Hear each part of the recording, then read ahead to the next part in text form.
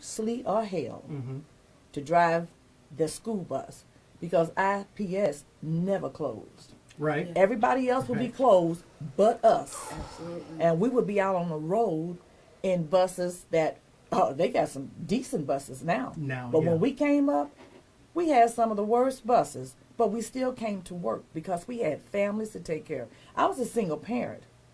I had children to think about. Plus, being a mother, I know these kids got to get to school because there's parents that have to go to work that cannot afford a babysitter. We are very aware of that. Everybody that works at IPS have children. We're there because we need, everybody is in a giving state. You got a service that we need, and we're giving you our best. And over the years, I tell you, I used to love to come to work, but that changed so much because the atmosphere changed. The way we were being treated, I'm going to tell you, when I first started for insurance, I could afford it. I was only making $8 an hour when I first came, but I had my whole family on there. Plus, that was 4, a husband, and a grandson. I wasn't paying but $21. One thing I wanted to have you ladies speak on, because we haven't heard the bus drivers' feedback on this, but on Friday when the press conference happened, and the bus drivers were referred to as rogue employees and their actions called reprehensible.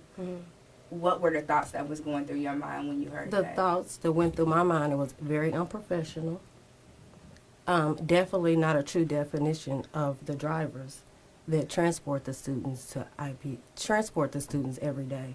And if you feel like that they are those kind of drivers or employees, why do you have them transporting your students? That definitely is not the character of the IPS drivers. The IPS drivers, to me, are dedicated drivers, hard-working drivers. Regardless of what they are given, they make it happen. They get those kids to and from school safely, without incident, probably 90% of the time. And not only are they drivers, as a driver, you are more than a driver to some of these students. They look forward to seeing you. You are the only happy point of their day. But it was, to me, very unprofessional, very, for her to be the superintendent and say that about these drivers. And I also want to touch on the point of saying that, of the statement that the superintendent made about the superintendent and upper management not having enough time to let the parents know that the children would have transportation. She stated in her statement, if I heard her correctly, stating that it started the night before. And if it started the night before and it got out of control by morning, then you had enough time to notify these parents. They're at 5, they stopped taking call-ins at 5 o'clock. At 5 o'clock, you're considered a no-call, no-show. So they knew well before 5:30, that's what she said in her statement. By 5:30, the calls started coming in. That is no way the truth whatsoever. So I feel like she made that statement to direct a negative impact on the drivers versus the administration having to take responsibility for their negligence of notifying the community and the parents. Now, throughout all of this, of course, the kids are the ones who are caught in the middle, but Friday obviously showed the importance of the school bus driver, because without you, it only took, the number continued to change throughout the day from IPS of how many people called off, but the last number they gave was 95 drivers in attendance who called out of the 550 or so that run routes for the district. With that said, we talk about the families who this impacts. And one of the families that is also directly impacted but has not been talked about are the families of the bus drivers and the attendants who work, do this job. Being a school bus driver is a difficult job to hold because of that summertime. When if you're not running summer school routes, you're not getting paid, and that's why we lose so many drivers over the summer, because they go find other things. So being a school bus driver for 20 plus years, 5 years, means you have dedicated yourself to the job, and you make alterations in your life so that you can do that job. You know, you save some money so you can make it through the summer. So my question is, how are the bus drivers feeling about their families? When they go to first student, the issue is there are a lot of things that have not been set in stone, including driver pay, including exactly what benefits the drivers are going to get, including the hours the drivers are going to work. It is a bus driver's market right now. Every school district in this city is hiring school bus drivers, except Speedway schools because they don't have buses. But every single district would take a driver right now who has a good, clean record. If you can drive an IPS bus tomorrow, Washington, Perry, Lawrence, Wayne, whoever will take you on Tuesday. So that's why it is the concern of the drivers, right? That, look, if you guys aren't going to get things together, and I'm not going to know what my life is going to be like until June, I need to know now. If not, I need to make plans because all these other drivers, all these other districts are hiring, and regardless if I have a job or not, my bills are still going to come on the first. Well, in response to that, that's why the drivers want them to know it's not about them selling a contract to first students. It's about what they are walking into. A lot of drivers have been here 30 plus years. They don't know if they're going to have insurance when they go over there. IPSs, to me, did not take into consideration of the bigger picture, their insurance, the retirement benefits, and the other things that they have right now that they won't have with this company. And then again, I'm going to say that it's about, since you sold the company, all of the stipulations that are being placed on the drivers as to what they cannot do. They cannot use their sick time, and if they use their sick time, then they're going to be disciplined. They offered a loyalty bonus of $2,000, I believe, but it's so many stipulations behind that half the drivers are not even going to be eligible for that. So I think what the drivers really want out of this is for them to be compensated for the change. You know, they don't want to offer them a severance. They don't want to pay them out fully for the sick days that they have accumulated from being faithful drivers. They don't want to give them anything. They just want to cut them off and send them over here.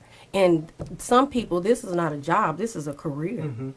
And you're taking that from them. And as you said, health insurance, that's very important in today's world. Most of these are mothers, single mothers. And then I'm going to say this also, by this change happening and them not knowing if first student is going to hire them, some of these parents, some of these drivers are single mothers, and some of them are married family, married husband and wives. So that's impacting their income in their household totally. So let me say I have been at the school board meetings where this was first introduced. I've covered IPS and transportation several times. Throughout this, every time I should say, and at that school board meeting when all of these drivers walked in green shirts to give their opinion on first student, as you said, it wasn't so much about first student, it was that the things that affect your life directly had not been set in stone. As the union, Dave Robertson, the council leader, has said numerous times, the drivers felt blindsided by this. This came up very quickly. It was in school board documents. It was introduced, and there was a hearing 1 week, and then the next week it was voted on. All but one school board member voted in favor of this. For her, there were too many things that just weren't clear and defined. There were the gentleman from First Student did get up and speak, and he said, well, the drivers will make more under First Student by the hour. The issue is it's the details that come with when you say you're going to make more by the hour. He says there's going to be a 4-hour right now, and we don't know what has changed since this last conversation, but he says there'll be a 4-hour minimum for the IPS drivers of what they'll make under First Student. A lot of drivers are getting an 8-hour or a 6-hour minimum right now, so that's another one of the things that has not been set in stone, as well as the benefits. What I'd like to say is, when I found out about how they were told in the AM that they were not going to no longer have a job when June came, and these drivers was devastated, and they had to go back out and drive and pick those children up to take them back home. and you said that's not dedicated, can you imagine the stress that they was feeling? But they pushed through it, because these are the type of drivers that work for IPS. We make our way. We go on and we press through whatever the difficulties that was set before us. If they wanted to be a rogue driver, as she called them, they would have left and not came back that particular day. But they care about the students. We're not just those are our kids. And for them to make these decisions and not even talk to the driver. I know they got this right to work and bill and all that stuff, but it's not fair. But in order for them to consider the drivers, they should have got a package here, okay? If this is what it's going to be, you're guaranteed you're going to be over here with this company, da-da-da, and this is what they're going to offer you. They didn't do none of that. And I'm really upset. When I worked, I had perfect attendance when I left. To have that many sick days, and for you to tell me that I'm not going to be eligible for it, I was eligible for those sick days because I came to work every day. You got people that have maybe over 4,800 sick days, and you're going to tell them you're not getting that money. Now, has that been determined yet, that drivers are not going to be cashed out, or is that still up in the air? They've made an offer from, if don't quote me, but if I'm, don't have it correctly, I think if they have 1 day for two. Okay, yes. That's something like that. And that's usually how it goes. Now, one thing that I definitely wanted to jump in on here, on Friday when all of this news came out, a lot of people, from IPS Perspective, what they were sharing were all of the students that missed out on learning days, missed out on testing, missed out on meals, etc. I hear and I feel your passion, talking about how much you care about the students as someone that transported them every single day back and forth to school. What do you want parents in the community that's listening to know from the bus driver's perspective, following everything that happened on Friday? Because that was the narrative that was running, is rogue employees, reprehensible actions. They put these students in a bad spot. What do you want the community to know about what the bus drivers feel and what's truly in their hearts? The community should know they had ample time. They knew Thursday night that what was going, some of the drivers have called off. But like I say, under the pressures and different things, it's already stressful being a bus driver. Everybody can't come and do it. They can't come behind them vests and come and do what I did. It's hands down. But for them to say that we don't care about, we've proven that. We've been there 15, 20, 30 years. We've proven that. I was there when we had the township schools. We on the highway 4 times a day. And I won't necessarily, I want the community to know that the drivers in no shape, form, or fashion meant to hurt the parents or the students. But without saying, parents, look into the company that they gave your transportation department to. And then ask yourself, do they care about the transportation of your students? And for those of you who don't know, First Student previously had the contract with IPS 10 years ago before they switched to Durham School Services. Exactly. And then is now going back to First Student. Look at why they let them go. Look into who they have been since then.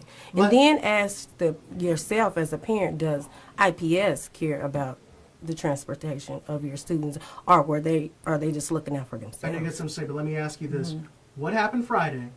What happens tomorrow? And while you give that answer, I want folks to know that there are you're hearing from 2 bus drivers right now who are representing a room full of bus drivers that we have here who are all listening and wanting to know,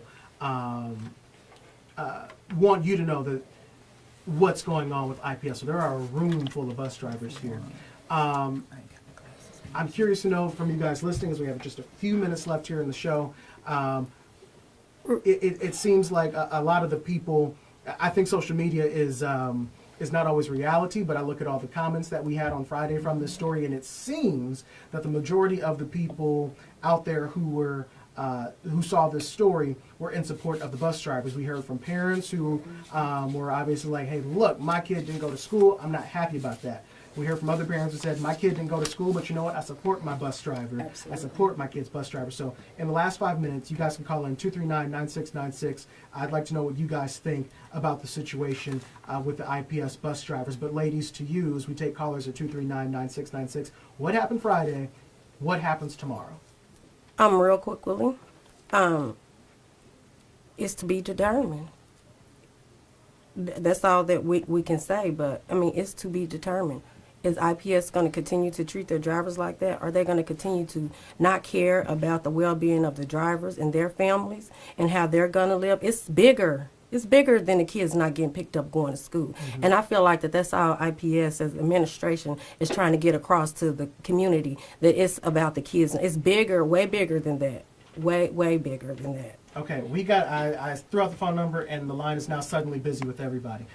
We've got just a couple of minutes left in the show, but it's important to hear what folks out there are saying. Right, real quick, can I Yes. make a comment until you said, it Yeah. said the drivers are going to be paid 2 for 1 for the sick time, but they cannot miss a day. And then on the her conference Friday, she stated about this contract that she has right within the contract to dismiss the drivers. But if she's going to mention the contract, she needs to honor the contract all the way around the board, not where it's just beneficial to them, because they broke the contract when they sold it to the contract. And I do want to let folks out there listening know that we over at Channel 6 did do a little digging on Friday when she made the statement in the press conference that drivers could be, she would investigate to see if folks had doctor's notes, and if you couldn't